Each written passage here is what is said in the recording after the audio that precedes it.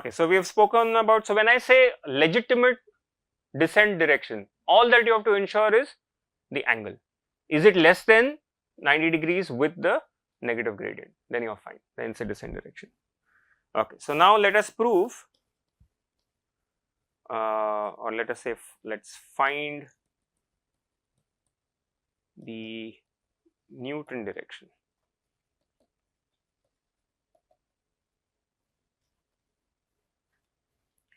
So you're getting the hang of it right now. What is the main tool that we used in the previous development? Taylor's theorem to first order. Now we know that the Newton method is a second order method. So what should be our starting point? Second order Taylor's theorem, right? So let's write that out. So second order. Okay. Again, I want to write f of xk plus epsilon pk. First term, f of xk. Second term, as before, epsilon times grad f. Let's keep it short over here. Okay. Now third term, obviously I am not going to write order epsilon square. Third term, what should I write? The error is epsilon cube, but there is a exact second term that I should write. What is that? There's going to be epsilon squared, okay, divided by 2. Next, pk transpose Hessian pk plus error of order epsilon cube. Okay. So obviously this is also going to be a good approximation as long as epsilon is small, right? It is less stringent than the linear approximation because I am taking into account how the second order term behaves. Okay. Now what do we want? So again I am standing over here, this is my xk, and I want to go to xk plus 1, okay, and I am trying to figure out, is there a smarter direction than what I had just done? That's what I want to do. Okay, now let's go to the real, let's go to the what should I say, dream world. In the dream world, you would reach this point and that would be it. All your troubles would be over. If that were the case, what would be the property of this point if it is the solution?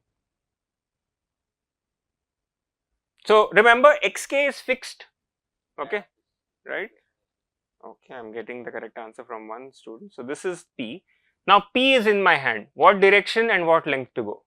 So if I reach xk plus 1 and my problem is done, we had previously spoken about one of the signatures of a stationary point, which was what?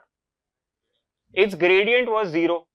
If I reach the solution, its signature is going to be gradient is 0. But now just take a little bit of a pause. The gradient with respect to which variable now? Xk is fixed. So what is my variable of that I am optimizing now? P is what I am optimizing. So gradient with respect to P should be 0. So if xk plus 1 is the solution, then I should have grad. Now I am going to put a P over here. Okay. Xk plus epsilon P k should be equal to 0. Epsilon, you can think of epsilon into pk is the thing that I am optimizing. I mean, you could absorb it into pk also if you wanted, right? Since stationary point.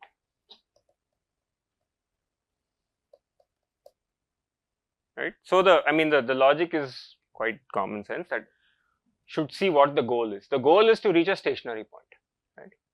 Now let's take our Taylor's approximation over here, and I want to use this thing that I have derived over here. So what should I do on both sides of the equation? I can apply gradient with respect to P, right? Then I can use the second property. Okay, so when I do this, grad P f of xk plus epsilon pk, okay, and grad p of the whole expression over here, okay. Now this term will be equal to 0, as we said I have reached a minima, okay. Now let's look at the first term over here. What is grad p of the first expression, which is this red term over here?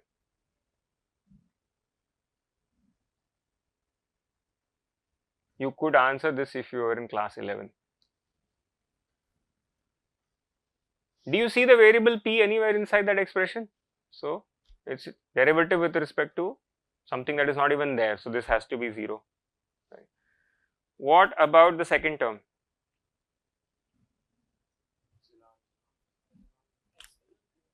Epsilon grad fk. How do we do this?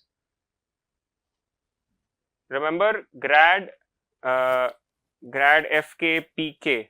What is that going to be? Grad fk 1 p1 plus grad f2 p2 dot dot dot, right? Or if you want to be even more explicit, this is going to be df by dx1, df by dx2 and so on. And now when I take partial derivative with respect to p1, p2, what will I be left with? Df by dx1, df by dx2. Basically grad f is what I am left with, right? So this is the second term. What happens to the third term? We had a little bit of practice for this term.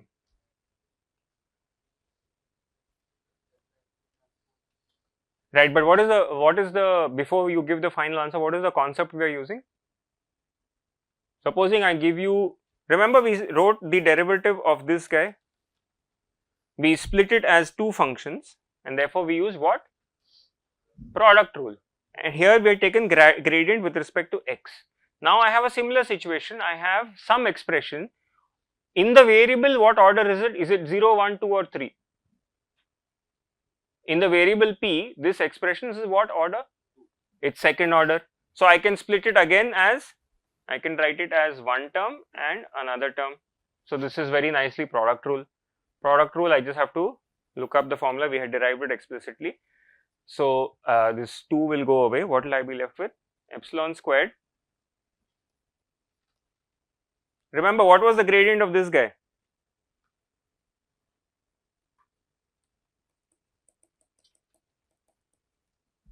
Oh sorry, there was no 2 there, it was just this, okay. A transpose plus A times x, okay. So now when I take this, is there any special property of the Hessian? It is symmetric, so its transpose will be itself. So that half, what will happen to that half? A transpose plus A would be Hessian transpose plus Hessian, which is 2 times Hessian. Therefore that 2 goes away. I am left with epsilon square Hessian and what? P, right? So as long as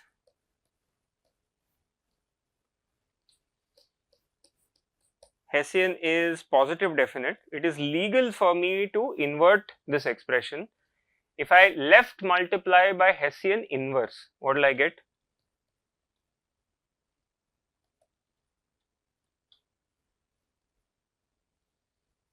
Remember these are matrices now, matrices and vectors, we are working with that, right? So for example, this expression over here, what is this? A scalar vector matrix. Grad f is it's a vector. This guy is, Hessian is a matrix and I am multiplying by a pk is a vector. So matrix into vector is going to give me a vector. So when I have to be careful when I move things around. That's why I said left multiply by Hessian inverse. So what am I going to get? Inverse. What else is left?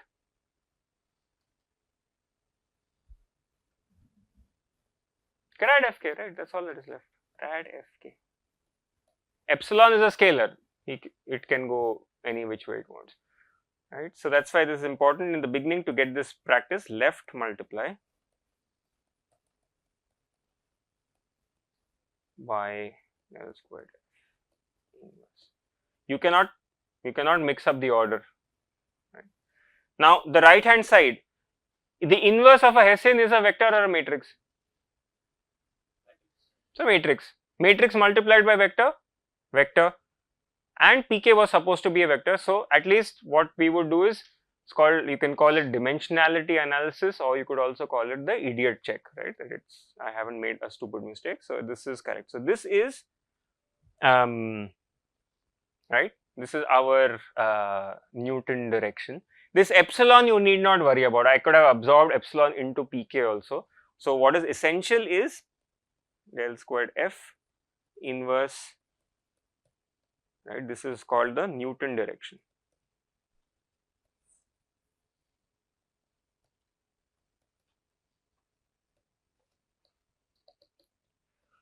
And the reason I am being not so careful with the epsilons is because right now we are trying to figure out direction. We need to figure out step length anyway, right? So let me just get the direction right. Right, so this is straightforward use of second order Taylor's theorem. Oh yes, that is very important. Sorry about that. There is a negative sign over here.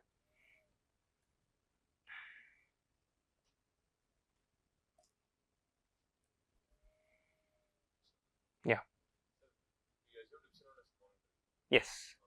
But the combined variables are optimizing the epsilon so pk then if you want to use. Correct. So I was anticipating a question like this. So what I did here was I split. I could have also written this as some new variable qk, right? I could combine epsilon and pk into a new variable qk and done the whole analysis in terms of qk instead of pk. What would have happened in that case is that this annoying 1 by epsilon would have gone away. I would have got this expression over here.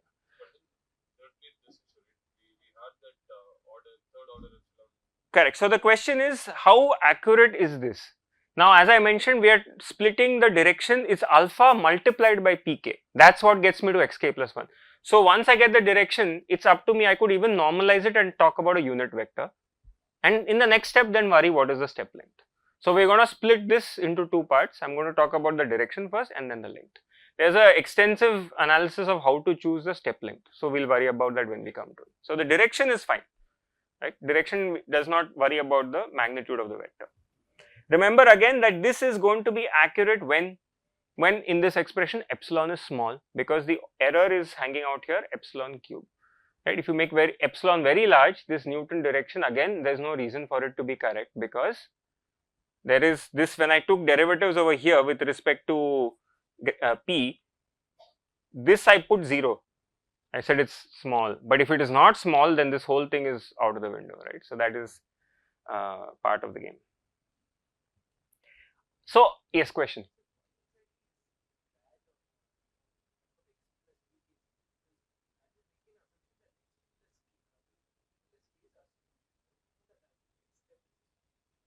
No. Okay. So question is good. Question is that why did we make this condition? Why is grad p of f of xk plus epsilon pk equal to 0? Now the reason is this is because I am sort of being ambitious and greedy and saying that give me the best possible p. I don't want to make a lousy step. I want to make the step such that when I reach this step, it's optimum with respect to p, and any larger or any less is not good. The exact p, if it gets me there, is that p at which the gradient is 0, right? So it's the same idea. So in some sense one is being very greedy.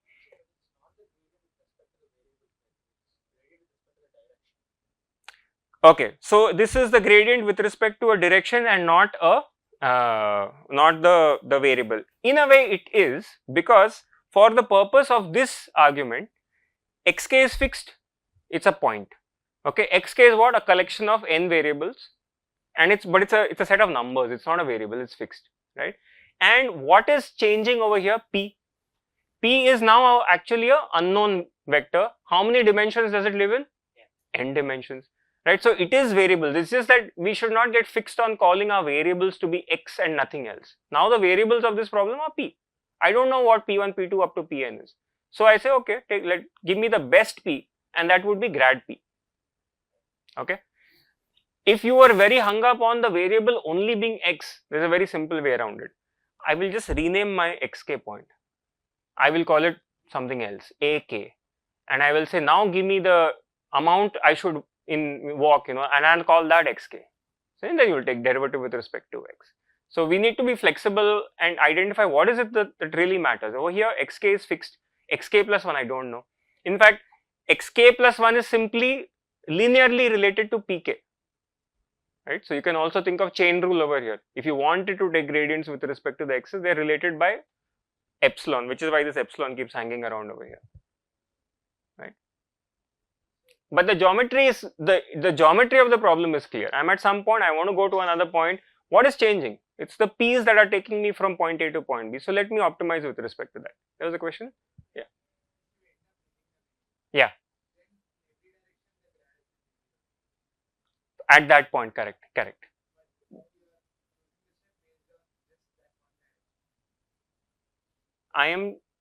So once I reach this guy, once I reach the best, choose the best p and reach xk plus 1, then from that point the gradient in any direction is, the gradient is 0.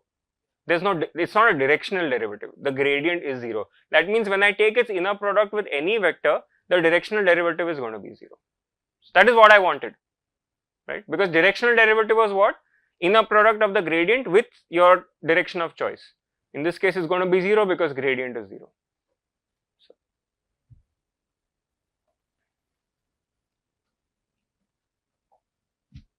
Okay, so now a very important question. Are we done? Is this enough?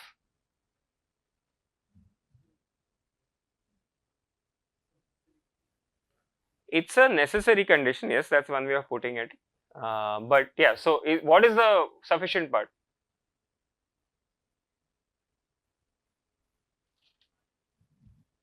Yes? Correct. What we just spoke about a few minutes ago. We have not verified if the angle is right. In other words, we have not verified if this Pn is actually a descent direction. For all you know, we did a great ascent. At the top of the peak also grad is going to be 0. So we have to verify if this was a descent direction, right? So let's put that down.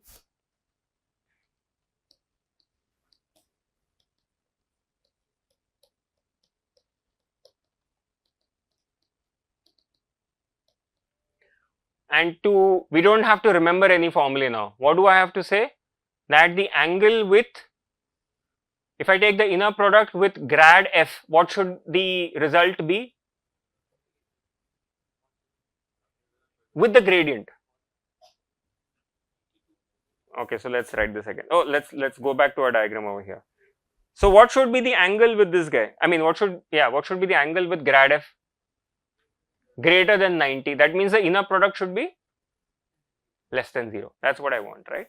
So Pn transpose grad fk, this should be less than 0, right? So implies that, now let's put this in over here. Now one thing, let's make our life simple.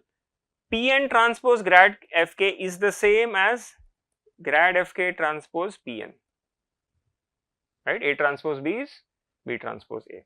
So this implies that grad fk transpose minus del squared fk inverse grad fk is less than 0. Okay. If I want to move a minus sign to the other side of the equation, what happens? The inequality flips, right? Most common source of silly mistakes. So I have fk transpose grad f squared inverse grad fk greater than 0. What does this look like? This is of course a quadratic form in grad fk, but does this look like a familiar condition?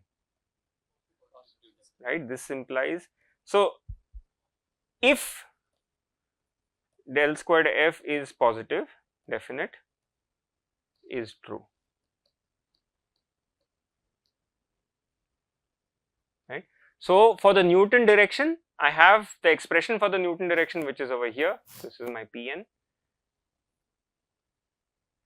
And the second requirement is that it should be a legitimate descent direction, which happens only if del f, the Hessian is positive definite.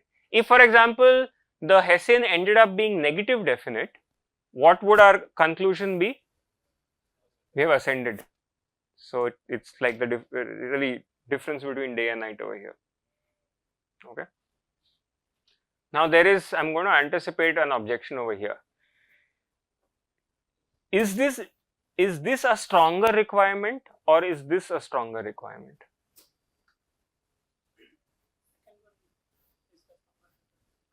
Demanding that the Hessian be positive definite is a stronger requirement, because even if, let us say, the Hessian is not positive definite, at some special point in space xk, it could happen that this is satisfied. It could happen, right? So even so, if you are sort of, as they say, flying by the seat of your pants and you use the Newton method even when the Hessian was not positive definite, it may work sometimes, because locally at that point it may happen that the curvature is such that the Hessian, such that this expression is greater than 0. But it's a very, very dangerous strategy to follow, because you never know, when you jump to another point, this expression may not hold true, right? So the standard way is make sure that the Hessian is positive definite, okay, and then work with it. When we go into Newton method in detail, we will talk about tricks to make it positive definite if it is not, in an approximate way. Okay. Yes, question. The first one is the actual condition. That's what I'm saying. The first one is the actual condition, which is a subset of Hessian being positive definite. So, correct, right. So, okay, that's precisely what I was saying. So, supposing there are some points in space where the this expression is true, right? This grad f k del squared f inverse grad f k is greater than 0. So, in that case, what is a true statement? That the Newton direction is a legitimate descent direction. So, if you were checking at each iteration, you could use that, okay, without needing the Hessian to be positive definite everywhere in space. But as I said, that's a slightly dangerous strategy to follow. But people do kind of hodgepodge solutions. So when it is positive definite, you do Newton. When it stops being positive definite, what would you do? Switch into gradient descent, conjugate gradient or whatever, right? So all sorts of things are possible. Remember, I mean, in that way, optimization of non-convex functions has a lot of scope for creativity.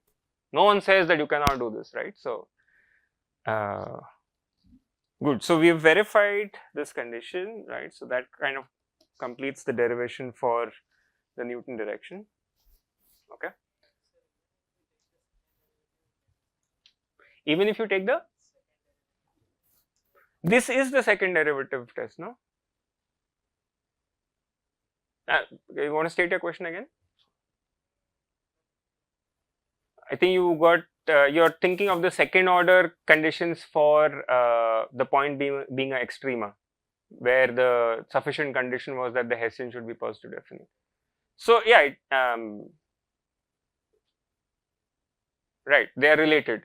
That should, the sufficient second order sufficient condition was that the Hessian should be positive definite, and at that point this Newton direction is correct, right? Based on the question, should we check it at xk plus 1? Like this is, I mean, I think this is the conditions required for the direction being a valid descent direction. But if we are imposing that xk plus 1 is, then it's a minimum point. Then you should check it once you reach that. So you're saying that once I reach xk plus 1, anyway I need to check whether or not, first of all, I should first check the first order condition. Is it a stationary point? And then I have to check whether, if it is a stationary point, then I should check whether the Hessian is positive definite at xk plus 1. He's right. So this is a condition at k, right?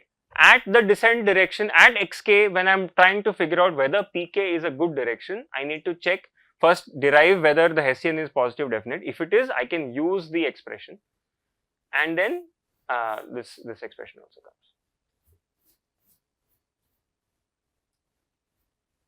Actually, let me just correct my previous sentence. For this to be a Newton for this direction to be valid, I don't need the Hessian to be positive definite. It should just be invertible. I could have a collection of negative eigenvalues and positive eigenvalues, the matrix will still be invertible, right? So in deriving this Newton direction, I need not have Hessian to be positive definite. It should just be invertible for this to exist. But here is where positive definite comes in.